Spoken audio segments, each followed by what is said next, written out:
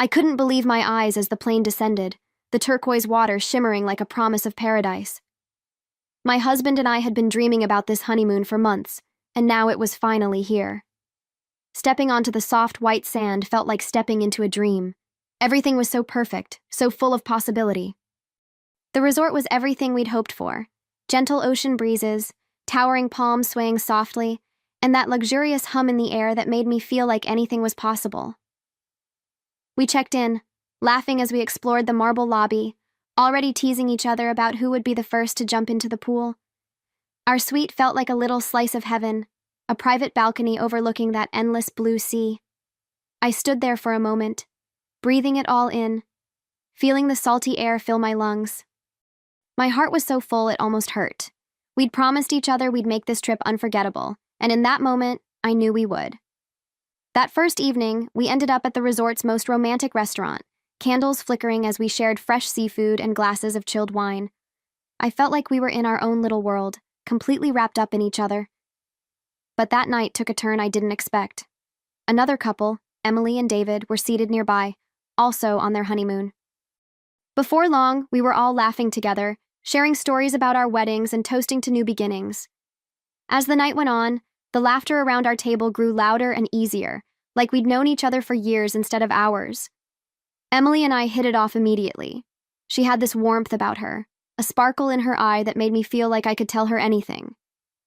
We swapped stories about our weddings, sharing little mishaps and the sweet, quiet moments we'd cherished. She was so easy to talk to, and I felt a kind of kinship with her that was unexpected but so welcome. David, on the other hand, had this steady calm that reminded me of my husband. They seemed to get along like old friends, trading jokes and clinking glasses. I watched them talk about fishing trips and golf swings, their laughter blending with the music drifting in from the band near the beach. It felt like we were part of something special. 4 newlyweds, all caught up in the magic of this island and the promise of forever. For a moment, I looked across the table and caught my husband's eyes, the candlelight softening his features. I reached out, squeezing his hand, and he smiled at me in that way that made my heart flutter. Everything felt so right, so full of hope and connection. We ended the night with one last toast, to love, to new friendships, and to a future that, in that moment, felt so bright and certain. The next morning, I woke up feeling like I was still floating in that warm, happy haze from the night before. We had breakfast by the ocean, the waves whispering against the shore and the smell of fresh pastries filling the air. I couldn't stop thinking about how easily we'd clicked with Emily and David. It felt like we'd stumbled into something rare, a friendship that was effortless and honest, even in such a short time. We spent the day exploring the island, the 4 of us wandering through local markets, tasting fruit so sweet it almost didn't seem real. Every time I looked over at Emily, she'd flash me this wide, genuine smile that made me feel like I wasn't just on vacation. I was part of something bigger. My husband and David were already talking about renting jet skis for the next day, their excitement bubbling over with every new idea. That night, as we sat around a fire pit on the beach, sharing stories and letting the ocean breeze cool our sun-kissed skin, I felt a kind of contentment I hadn't felt in years. We were 4 people brought together by chance, but it was like the universe had nudged us all here for a reason. As I watched the flames flicker and listened to the laughter that spilled out so easily, I couldn't have imagined the twist that was coming, the moment that would change everything. Over the next few days, it felt like we'd become this inseparable little group, exploring every inch of the island together. We went snorkeling in crystal clear water, chasing colorful fish that shimmered like jewels under the waves. I remember feeling a childlike wonder bubble up in me, each dive a new discovery, each laugh a reminder of how lucky I felt to be there. Emily would swim up beside me and tug my hand, her grin as bright as the sun above us.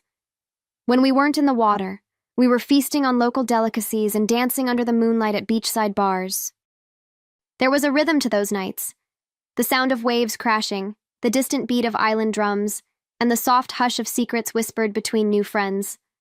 I'd catch my husband's eye across the table and feel my heart swell, the sparkle of the night reflecting in his gaze. But there was something else too, a flicker of doubt I didn't quite understand. It was the way he'd lean in a little too close when Emily laughed, or how his eyes would linger on her just a moment longer than necessary. I told myself I was imagining things, that it was just the easy camaraderie of new friends. But late at night, as I lay in bed with the ocean song outside our window, that doubt kept creeping back in, quiet but insistent. Emily and I grew closer with each passing day, sharing more than just cocktails and sunset walks. She told me stories about her childhood, about the way she'd always dreamed of traveling the world with someone who made her feel safe. I could see the vulnerability in her eyes, the way her fingers traced the rim of her glass when she spoke. I shared my own stories, too, about my hopes for the future, the life I pictured with my husband, and the little insecurities I never dared say out loud before. One afternoon, my husband surprised me by suggesting I take a morning at the spa, a chance to relax and treat myself. "You deserve it," he'd said, pressing a kiss to my forehead. I wanted to believe him, to let the warm oils and calming music melt away any worries I had. But as I closed my eyes and let the massage therapist work away the tension in my shoulders, a strange feeling settled in my chest, a flicker of suspicion I didn't want to name. While I was at the spa, Emily and my husband decided to go on a different adventure. They planned it so quickly I barely had time to say I'd rather be with them. Still, I told myself to let it go, to enjoy this rare moment of peace. Lying there in that serene room, I tried to push away the nagging feeling that something wasn't right, even as it kept tapping at the edges of my mind. That afternoon, I stepped out of the spa feeling like a new woman, my skin glowing and my muscles loose and relaxed. I was determined to keep the calm going, to not let that little twinge of doubt spoil the rest of the day. So I wandered around the resort for a bit, breathing in the salty air and listening to the laughter that drifted from the pool. I told myself this was what a honeymoon should be, moments of bliss and indulgence, shared with the man I loved. But as I walked back to our suite, a part of me couldn't help but wonder where they were. Emily and my husband had said they'd be back by now, but the room was empty, the bed still neatly made. I tried to brush it off, telling myself they'd probably gotten caught up in some spontaneous adventure. After all, that's what this trip was supposed to be about. Freedom and fun, right? Still, the thought of them together, alone, kept picking at the back of my mind like a loose thread. I made myself a cup of tea and sat on the balcony, the view of the ocean so breathtaking it almost felt like an insult. As the sun began to dip lower in the sky, painting everything in gold and pink, I found myself holding on to that tiny sliver of doubt, unsure of what it would mean in the days to come. The next day, I decided to check out the front desk to ask about an excursion. I thought maybe I could plan a little surprise for my husband, something to bring back that spark I'd felt slipping between my fingers. As I stood there, waiting for the receptionist to finish helping another guest, I noticed a monitor tucked behind the counter, flickering with black and white security footage. I don't know why I looked. Maybe it was curiosity, or maybe it was something deeper, that whisper of doubt that had been growing in the back of my mind. My eyes scanned the screens, taking in the different corners of the resort, the empty lobby, the quiet hallways, the pool shimmering in the sun. And then, in one small frame, I saw them. There was my husband, leaning in close to Emily in a shadowy corridor, his hands on her waist and their heads bent together in a way that left no room for doubt. I felt my breath catch in my throat, my heart pounding so loudly I thought the woman at the desk might hear it. My stomach dropped, and for a moment, the world seemed to tilt sideways. I couldn't tear my eyes away from the screen. It felt like I was watching a nightmare unfold in real time, the kind that leaves you gasping awake in the middle of the night. They were kissing, not just a fleeting accidental brush, but a real hungry kiss. I saw the way he held her, the way her hands curled around his neck, and it felt like something inside me cracked wide open. I didn't know what to do.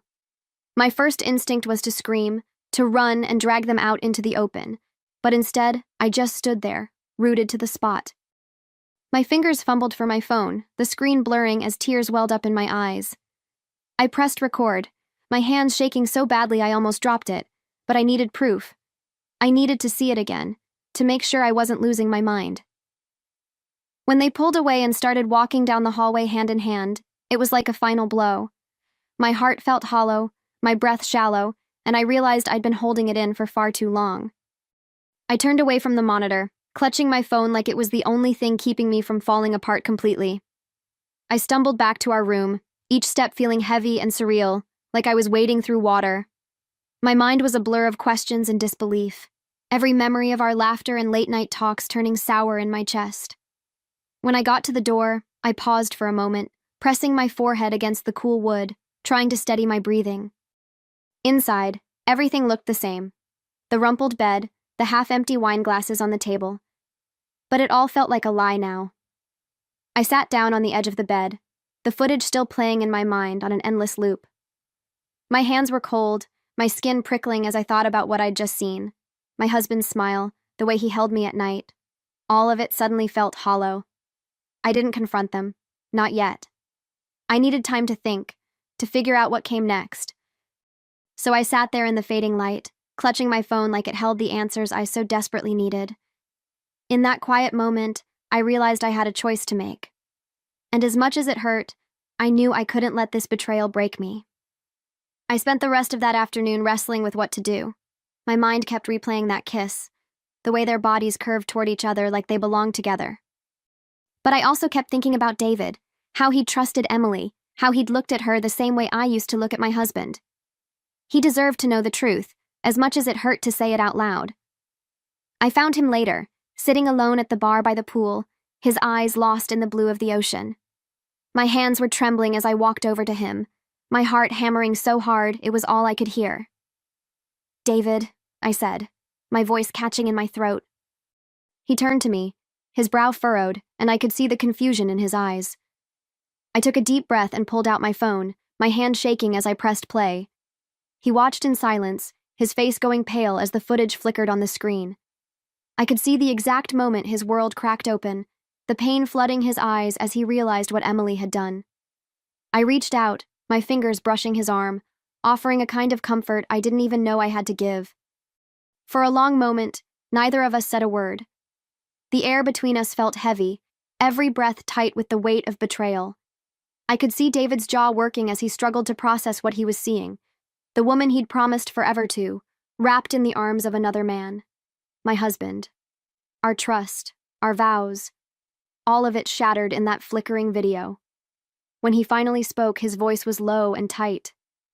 "I can't believe this," he said, his eyes still locked on the screen. I nodded, swallowing hard, feeling the same disbelief clawing at my throat. "I didn't want to tell you this way," I whispered. "But you deserve to know. We both did." I could feel the tremor in my voice, the raw edge of hurt that wouldn't go away no matter how hard I tried to bury it. David let out a shaky breath, turning to look at me with an expression that was equal parts devastation and resolve. "What do we do now?" he asked. In that moment, I knew we had a choice: to let their betrayal break us or to find some way to take back the power they'd stolen. And as I met his eyes, I knew what I wanted. I wanted them to know exactly what they'd done to us. We spent hours talking that night, piecing together everything that had led us here. Our laughter from just days ago felt like a cruel echo, each memory of those early nights turning sharp in the light of what we'd learned. But in that pain, we found something unexpected, a kind of solidarity, a shared resolve that came from knowing we weren't alone in this heartbreak. David and I mapped out every detail of what we'd seen, every careless smile and lingering touch that now made sense.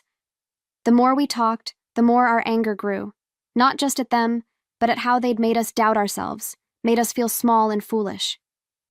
I could see the same fire in David's eyes that burned in my chest, a quiet determination that said we wouldn't let this be the end of our story. By the time the moon had risen high in the sky, we had a plan.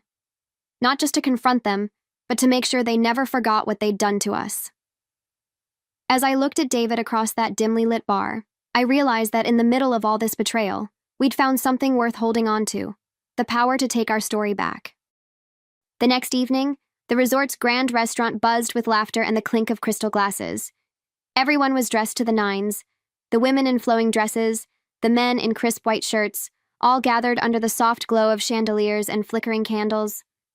My heart thudded in my chest as I walked in with David by my side, our plan as sharp as the glint of silverware on the table. I could feel the weight of the moment pressing down on me, but it was a different kind of pressure now, not the panic of betrayal, but the steady pulse of resolve. David and I exchanged a glance, a silent promise that whatever happened next, we'd face it together. My husband and Emily sat at a table near the center of the room, their heads bent close in laughter that turned my stomach to stone. I forced a smile as I approached, my palms damp with anticipation. "Mind if we join you?" I asked, my voice calm, almost sweet. They looked up, surprise flickering in their eyes. Emily's smile faltered just for a moment, but my husband reached for my hand like nothing was wrong. As we took our seats, I could feel the adrenaline thrumming in my veins, the calm before the storm. The dinner began like any other, clinking glasses, polite conversation, the sweet strains of music drifting in from the pianist in the corner. But every word felt like it was wrapped in barbed wire. I watched my husband smile, the easy way he spoke to me as if nothing had happened. I played my part, nodding and laughing at the right moments, though every muscle in my body was coiled tight.